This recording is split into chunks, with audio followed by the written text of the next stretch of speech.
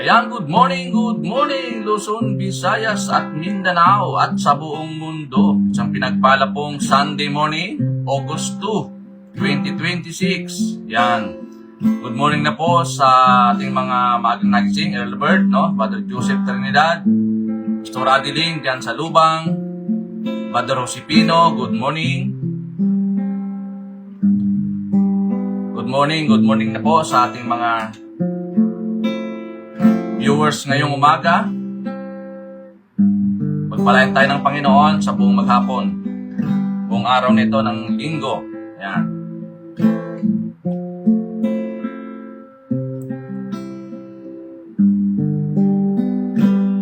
Hallelujah.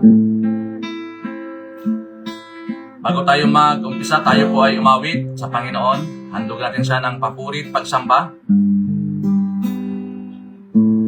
Dapat po kayo, Panginoon, na tumanggap ng papuri at pagsamba sa umagang ito. Jesus, God's righteousness revealed, the Son of Man, the Son of God, whose kingdom come.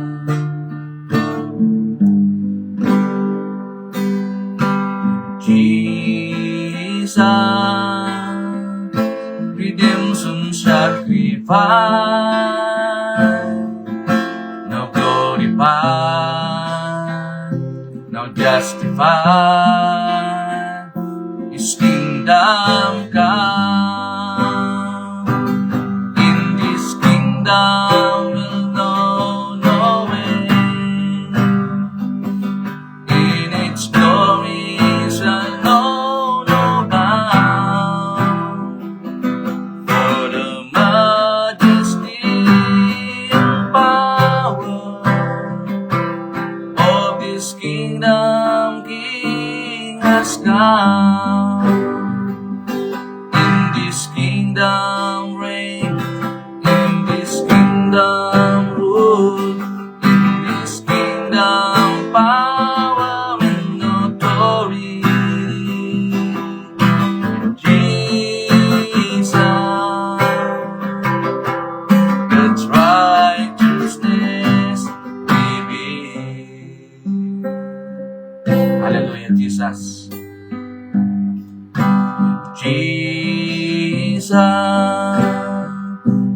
the expressions of God's love,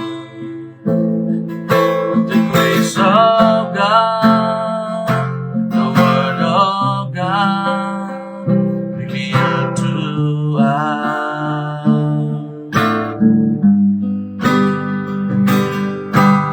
Jesus, God's holiness display, now glorified, now justified, His kingdom come. In this kingdom we'll know no end, in its glory shall know no bound, for the majesty and power of this kingdom King has come. In this kingdom reign, in this kingdom rule, in this kingdom power and authority. In Jesus, God's righteousness revealed. In Jesus, God's righteousness revealed. Oh Lord, You're worthy to receive the highest praises of Your people, Panginoon, sa umagang ito. Dapat po kayong awitan at alayan ng pagsamba. Thank you, Lord God, sa umagang ito, una sa lahat, sa amin pong daily vibrant word ngayong umaga. Samahan niyo po kami mula sa umpisa hanggang sa pagtatapos. Lord God, ikaw po ang aming tagapagturo sa araw po nito. Dalayan ko din po sa mga tagapakinig ngayong umaga. Punin niyo po ng kagalakan sa kanila pong mga puso. At Lord, ma-embrace, Panginoon, ang iyong dakilang salita sa araw po nito. Pagpalaan niyo po ang araw ng Sunday, O Lord. At ikaw po, maitaas namin, Panginoon, sa aming kalagitnaan sa pangalan ng Jesus. At hinahadaan ko po anumang plan at gawa ng kaaway sa araw po nito. Salamat po, Panginoon, sa iyo lahat ng papuri, pagluwalhati sa pangalan ng Jesus. Amen. Amen and amen. Ayan, magandang morning na po sa bawat isa. Ayan, good morning na po, Pastora Tess Bielas dyan sa Lubang. Good morning. Kuya Tom, good morning po. Sino pa ba ang mga Okay, without further ado, tayo na po mag-umpisa sa ating pong pag-uusapan ngayong umaga. Ako muna po ang inyong makasama ngayong umaga. Nagpalit po kami ni Pastora Ann, no? So, tunay nga na mabuti ang Panginoon. Ayan, good morning na po. Sino pa ba nandito? Sister Katrina, ayan. Good morning, ayan. Okay, natin pong text ay sa Romans chapter 14, verse 17 to 19. Sabi po dito, for the kingdom of God is not a matter of eating and drinking, but of righteousness, peace, and joy in the Holy Spirit. Because anyone who serves Christ in this way is pleasing to God and receives human approval. Let us therefore make every effort to do what leads to peace in mutual edification. Take note dito sa word na leads to peace and to mutual edification. Sa Tagalog, sabi dito, sapagkat ang paghahari ng Diyos ay hindi tungkol sa pagkain o inumin. Ito ay tungkol sa matuwid na pamumuhay, kapayapaan, at kagalakan na ipinagkakaloob ng Espiritu Santo. Ang naglilingkod kay Kristo ng may ganitong kaisipan ay kinalulugdan ng Diyos at iginagalang ng mga tao. Kaya't lagit nating pagsikapang gawin ang mga bagay na makakapagdulot ng kapayapaan at makakapagpalakas sa isa't isa. Yan purihin po ang pagkabasa ng dakilang salita ng Panginoon. Kaya po, ngayong buwan ng August, meron po tayong series, no? Ang theme po natin is about living according to God's rule. So ngayong linggo ay tatalakayin natin about kingdom living o pamumuhay sa kaharian ng Panginoon. So, gaya po ng ating binasa sa text, no? Kasi ito po yung yung normal ng mga tao na akala natin dito sa mundo nag-exist tayo, it's a matter of eating and drinking, no? Minsan yung pamantayan ng mga tao, 'di ba? Minsan na lang mabuhay sa mundong ito, 'di ba? Magpakalasing-lasing na, no? O kaya kainin na lahat ng mga pagkain. So hindi naman masarap, hindi naman po masama, no? Nung kumain, pero wag naman yung sobra, no? So nakita natin na pag narinig natin yung salitang kingdom, kadalasan iniisip natin ay isa itong lugar na may hari o palasyo at may mga nasasakupan. Pero ang kingdom of God ay higit pa sa isang lugar. Ito ay ang pamamahala ng Diyos sa buhay ng isang tao. Kaya nga tinawag siyang King Dominion. So maraming tao na gustong tanggapin si Jesus bilang Savior, pero ayaw siyang gawing hari sa kanilang mga buhay. Kumbaga, half-truth, half-hearted, no? Yung paniniwala, Dahil alam nila si Jesus ay Savior lamang, inignore nila yung pagiging hari ng Panginoon. Ang totoo, hindi sapat na kilala natin si Jesus. Kailangan din nating hayaan siyang mamuno sa ating puso, pagharian niya ang ating pong isip, at mga desisyon, at paraan ng pamumuhay. Kaya nga marami pong mga tao na nami-mislead, no? Naliligaw. Kasi wala yung kapamaraanan ng Diyos sa kanila. Ayaw si Jesus tanggapin bilang hari ng kanila pong puso, ng kanilang isipan, ng kanilang pamumuhay. Kaya pag sabing kingdom living means allowing God to rule every area of our lives. Pinapasakop natin sa hari ng mga hari, yung ating pong buhay. 'Di ba?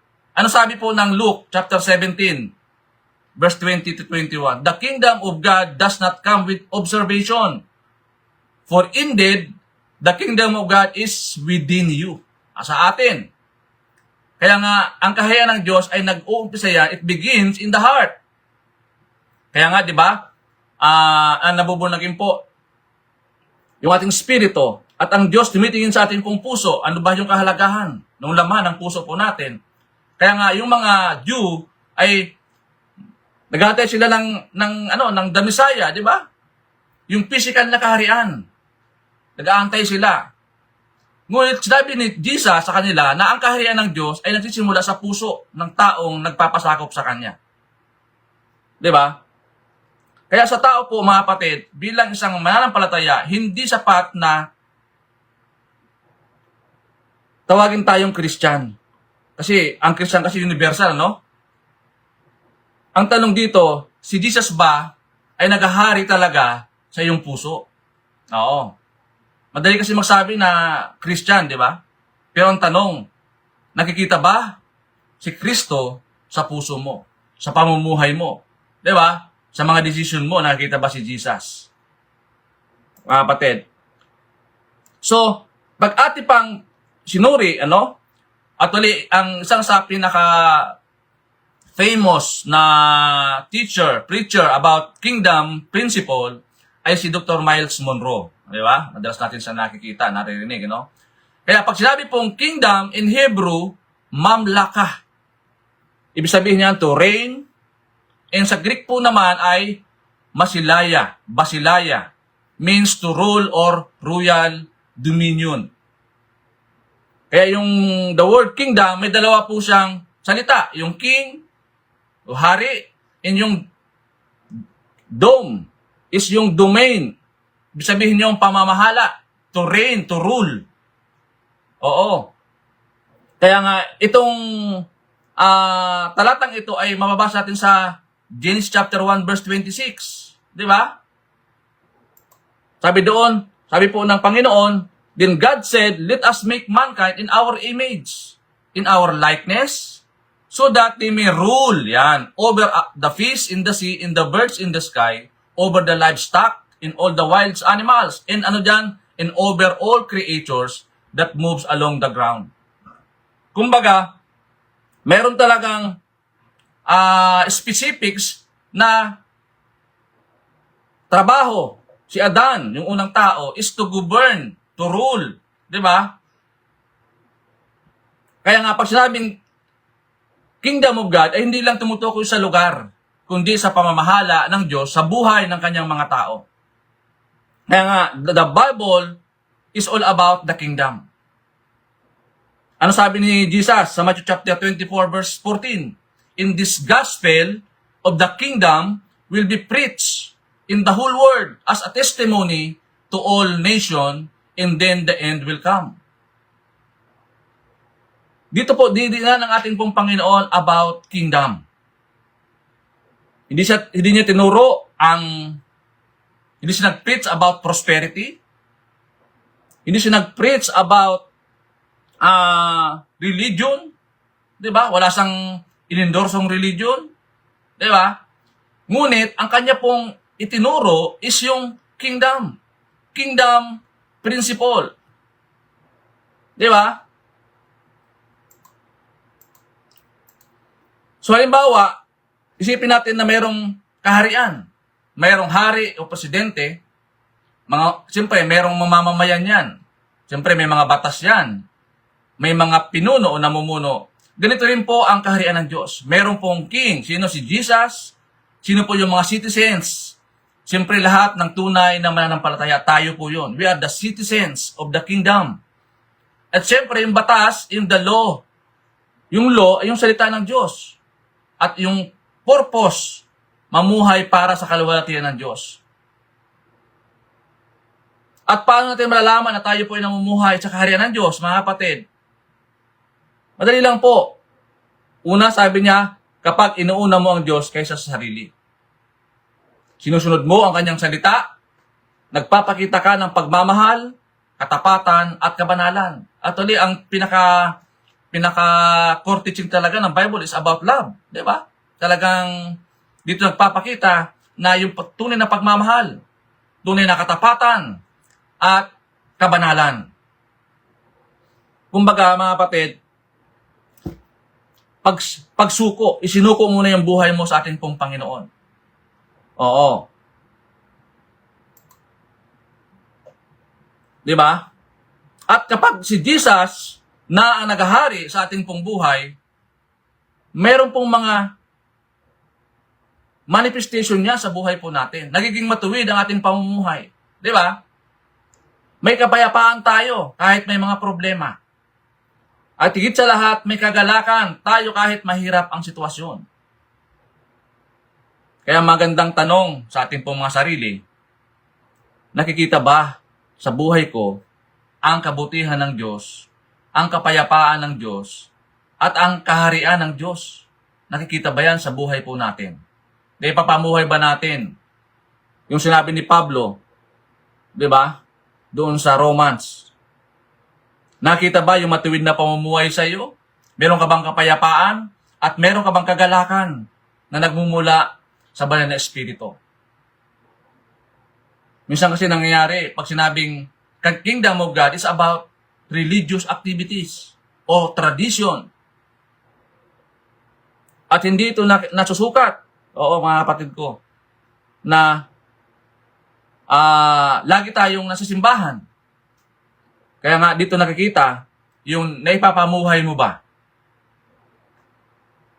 Yung nais ni Kristo na pamumuhay. Nakikita ba sa iyo yung matuwid na pamumuhay? Meron ka bang kapayapaan kahit may mga samot-samong mga problema? May kabilat kanan na mga Judith, di ba? Di ba? Naging banayad ka pa ba kapag may mga problema? So yun po, mga kapatid. So ano po ang puntos natin ngayong umaga? Sabi po dito, number 1, kingdom living means living under God's authority. Kung titingnan natin, doon pa lamang sa creation, no? Binigyan na po ng Panginoon ang unang tao, si Adan, ng rulership o kapamahalaan. Di ba? Pero po nag-fail. Nag-fail po si Adan. Kaya nga ang unang kasalanan na kanyang ginawa is rebellion. Ano sabi ni Paul sa Romans chapter 14 verse 17? Ang kingdom of God ay hindi tungkol sa pagkain o mga panlabas na mga activities o religious activities. Ito ay tungkol sa righteousness, paggawa ng tama kahit mahirap. Tungkol ito sa kapayapaan, di ba? Pagkakaroon ng kapayapaan sa Diyos at sa kapwa. Paano natin ma-maintain? Di ba? Ano pa? Yung meron kang joy in the Holy Spirit. Di ba? Kaya kung titingnan natin sa buhay po natin, kung titingnan ng ibang tao sa buhay mo, nakikita ba nila ang kaharian ng Diyos sa iyo? Nagmamanifest ba yung kingdom living? We are the citizen of the kingdom. Kaya nga isa sa panalangin ni Jesus, di ba? Let your kingdom come here on earth as it is in heaven. Di ba? Napaganda po na panalangin. Kasi ito pong kingdom, yung physical kingdom, ito po yung ating pong nakikita, ay tayo po yung inatasan ng Diyos. Na kamanggagawa niya, kaakibat niya, di ba? Para sa pagpapalaganap ng mabuting balita sa mga tao. Kasi yung invisible kingdom, yun naman yung kaharian ng Diyos sa langit. Pero tayo po yung inatasan dito po sa visible kingdom na kaagapay ng Panginoon para ipalaganap ang mabuting balita. So yun po number 1. And number 2, kingdom living means seeking God's will first. Ang pamumuhay sa kaharian ng Diyos ay nangangahulugan ng paghahanap una sa kalooban ng Diyos. Kaya very famous itong verse na to sa Matthew chapter 6 verse 33. Diba? Seek first the kingdom of God and His righteousness. And all these things shall be added unto you. Kaya nga salungat ang tinuturo ng mundo sa Bible. Ang mundo, tinuturo niya, unahin mo ang sarili mo. Unahin mo ang pera. So, di naman po masama ang may pera, mga kapatid. Unahin mo ang career. Unahin ang comfort. Pero sabi ni Jesus, seek first the kingdom. Yung kaharian muna hanapin. Kapag inuna natin ang Diyos, siya ang nag-aayos ng ating mga priorities. Di ba? Inaayos niya yan sa tamang kapamaraanan. At meron tayong assurance na kapag kasama natin yung hari ng mga hari, di ba? Sa ating mga laban, tiyak po tayo po ay magtatagumpay. Di ba, mga kapatid? Kaya ang kailangan, seek first the kingdom of God. So number 3, kingdom living change our lifestyle. Kung naunawaan natin yung patungkol po sa kaharian ng Diyos dito sa lupa, magkakaroon tayo ng magandang pamumuhay. Binabago ng pamumuhay sa kaharian ng ating pamumuhay. Ano sabi ni Paul sa Colossians chapter 3 verse 1 and 2? Kapag citizen ka na ng heaven, iba rin ang lifestyle mo. Hindi na tayo namumuhay ayon doon sa standard o sa pattern ng mundo. Kundi na sa kaharian ng ating pong Panginoon.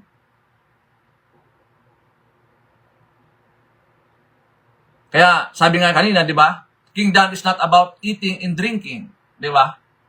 Mga kapatid. Napakahalaga na maunawaan natin. Bakit ba tayo nandito? Oo, sa mundong ito. Ano ba yung instruction ng Panginoon sa atin bilang mga citizens of the kingdom? Kailangan tulong-tulong tayo. Oo, sa pag-usad, pagpapalaganap ng magandang balita ng kaligtasan sa lahat ng tao. At mapapansin natin sa panahon natin ngayon, ay kahit na sa mga persecuted country, di ba? Mayroong mga underground churches. Kasi hindi natin kayang limitahan. Di ba? Yung Great Commission ng ating pong Panginoon sa atin. Kaya ikaw na lamang po ang inaantay ng Panginoon. Di ba? Ikaw na lamang po ang inaantay ng Diyos na humakbang at kumilos para maging kaagapay ng Panginoon sa pagpapalaganap ng magandang balita. So, meron tayong example, si Zacchaeus. Sa Luke chapter 19, verse 1 to 10. Bago niya nakilala si Jesus, kilala si Zacchaeus bilang isang mandaraya o kaya tax collector o kaya makasarili. Diba? Pero nang pumasok si Jesus sa kanyang buhay, nagkaroon ng tunay na pagbabago. Kaya ito lagi na sinasabi, di ba? Being born again is about transformation. Being born again is about following Jesus. Oo. Ito ang misrepresentation. At marami tayong naririnig sa ganitong mga salita ng mga tao na minsan lang mabuhay sa mundong ito, magpakadalubhasa ka na sa mga kasalanan. Minsan lang mabuhay, sabi nga nila. Kaya unless, sabi po ng Panginoon, unless a man be born again, he cannot see the kingdom of God. Napaka-importante na lahat ng tao ay maborn again, mga kapatid. Kaya si Zacchaeus, titingnan natin, nung after ng kanyang encounter sa ating pong Panginoon, ano nangyari? Nagkaroon siya ng pagbabago. Ibinalik niya yung kanyang mga ninakaw. Natuto siyang mapagbigay. At higit sa lahat, nabago yung kanya pong puso. Diba? Kaya nga ito po ang pinabago yung puso natin, mga kapatid. Oo. Kapag si Jesus ang hari ng ating buhay, ang pagbabago ay natural na bunga ng ating relasyon sa Kanya.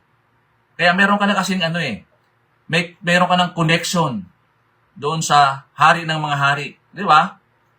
Siya yung source ng pagbabago. Meron ka ng connection. Kaya nabago. Kaya din po tayo. Kaya hanggat hindi ka nagpapasakop sa kaharian ng Diyos, yung kingdom dominion, hindi mo magagawa o mararanasan talaga yung pangako ng Diyos. Mga kapatid, dahil napakaganda po yung pangako ng Panginoon sa atin. Ang nangyayari na kasi, nagbubulag-bulagan tayo. Ayaw natin gawin yung tama. Diba? Pilit pa rin natin ginagawa yung ating mga makasariling kapapamaraanan. Okay? So, paano natin po isa sa buhay, mga kapatid ko? Number 1, isuko ang kontrol ng buhay kay Jesus. Ito lang po ang napaka-importante. Kung gusto natin maranasan yung kaharian ng Diyos dito sa lupa, sa langit, kailangan nating hayaan si Jesus ang maghari sa ating pong puso. It's a matter of decision. Kailangan kasi tayo mag-decision tayo no? Kailangan isuko natin yung ating pong buhay. Hindi half-half. Hindi po, mga kapatid. Buong buhay, isuko natin at ipagkatiwala natin sa ating pong Panginoon. At syempre, naibigay mo na yung buhay mo sa Panginoon, sinuko mo na yung buhay mo sa Panginoon, so kailangan nakikita yan. Kaya dapat may bunga yan. Nakikita ito ng mga tao. Nakikita yung kingdom values araw-araw. Kasi may Diyos ka Buhay yung Diyos mo, di ba? Saan? Sa bahay. Kung ikaw nagtatrabaho sa opisina, kung ikaw naman ay nag-aaral sa eskwelahan, kung ikaw naman may negosyo, di ba?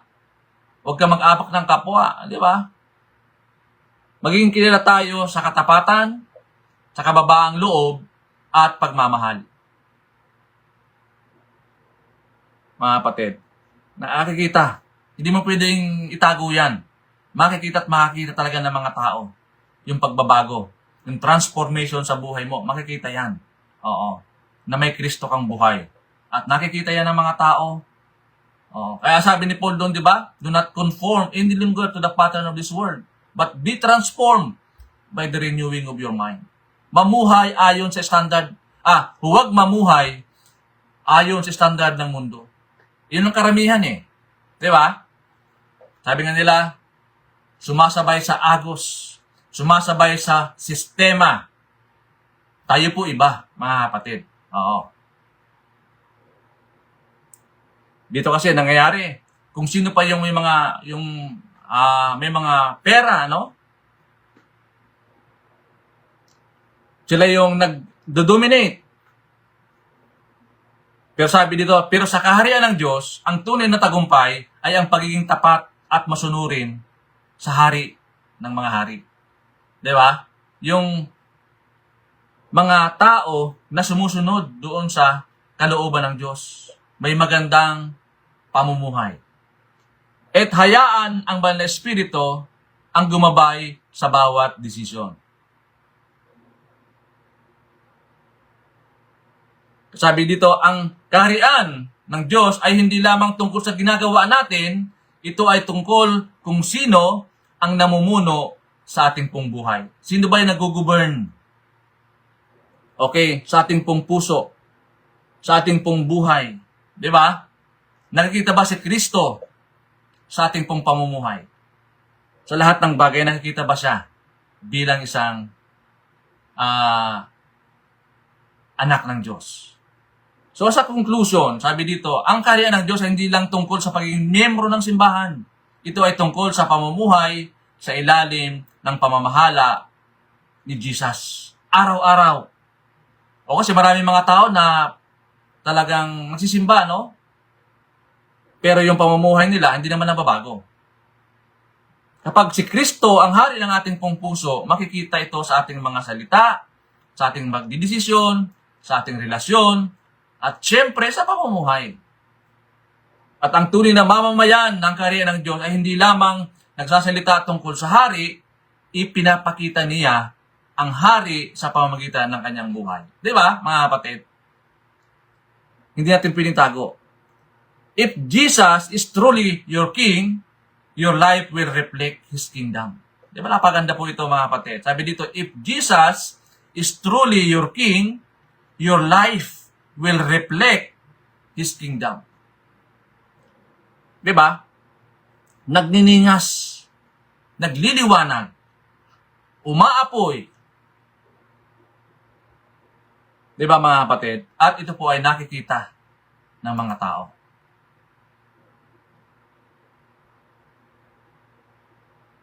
At kapag malinaw na pag si Kristo ay nakikita sa ating pong pamumuhay, meron tayong katuwiran. May righteousness. Meron tayong kapayapaan. Meron tayong kagalakan.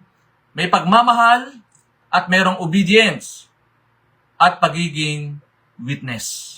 Iyon po yung mga manifestation. Mga kapatid, na namumuhay ka sa tamang kaharian ng Diyos. Pinapamuhay mo. Oo, nakikita sa buhay po natin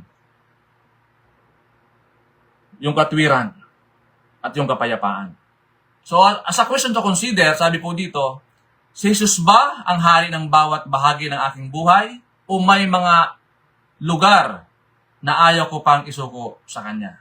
Ayan. So, kayo na lang po mga sagot niyan, mga kapatid. Ito po yung ating pong question to consider ngayong umaga. Sabi dito, si Jesus ba ang hari ng bawat bahagi ng aking buhay o may mga area na ayaw pa nating isuko sa Kanya? Ayan. So, purihin po ang Panginoon sa ating pong 38 viewers today.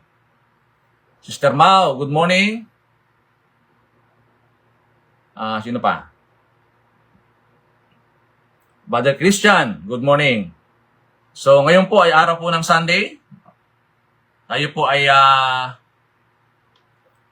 dumalo sa ating po mga panambahan ngayong araw ng ng Linggo. At naging masunurin po tayo, no? Tulad po ng ating pong tinalakay ngayong araw. 'Di ba? Ipakita natin o makita ito ng mga tao. Na hindi lang tayo nagsisimba, kundi nakita ng tao sa ating pamumuhay yung righteousness ng ating pong Panginoon. At meron tayong pagsunod at pagmamahal sa kapwa natin. Ayan, Brother Richard, good morning. Sister Mitch, good morning. Pastor John, good morning. Brother Nilito, good morning po. Purihin po ang Panginoon sa inyong mga buhay.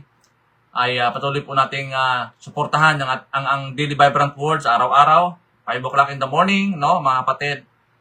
At salamat po na patuloy tayong nakakapagbahagi ng kanyang dakilang salita sa araw na ito. So maging maunlad po ang buong maghapon, maantay ng Panginoon. Do medyo makulimlim ang panahon, no? Pero samahan tayo ng Panginoon sa araw po na ito at maging mabunga po tayo. Lord, marami pong salamat muli sa umagang ito. Tunay na minsan pa ipinalala mo sa amin, Panginoon, na Lord, kami po yung mga inatasan po ninyo, Panginoon. O Lord, na makita, may pamuhay po namin, na meron po kaming katwiran, meron po kaming kalapayapaan, meron po kaming kagalakan, at may pagmamahal. At higit sa lahat, Lord, pagsunod po sa inyo. Salamat po na patuloy mo kaming binabago araw-araw, Panginoon. Lord God, at muli, aking pong inalala ngayon, aking pong mga na meron pong mga physical illness, Lord, may mga karamdaman po. Ikaw po nakaalam ng kanila pong mga, Lord, mga katawan, Panginoon Diyos. Lord God, I pray in the name of Jesus, sipuin niyo po sila at ipadaloy ang kagalingan nagmumula po sa inyo. Ngayon, Lord, sa aking pong mga kapatid ngayon na nagdiwang ng mga kaarawan, Lord God, anniversaries, kami po nakikigalak sa kanila pong mga pag-celebrate, Lord, ng kanila pong mga kaarawan at anibersaryo, Panginoon. Patuloy mo pagpalain, Lord God, exceedingly and abundantly, above all we ask or imagine according to the power that works within us. Salamat po, Panginoon, sa araw na ito. Bless this day that you have made, and we will rejoice and be glad in it. Thank you, Lord God. All the glory, honor, and praise belongs to you. In Jesus' name, amen and amen. God bless po, mga kapatid. To God be all the glory.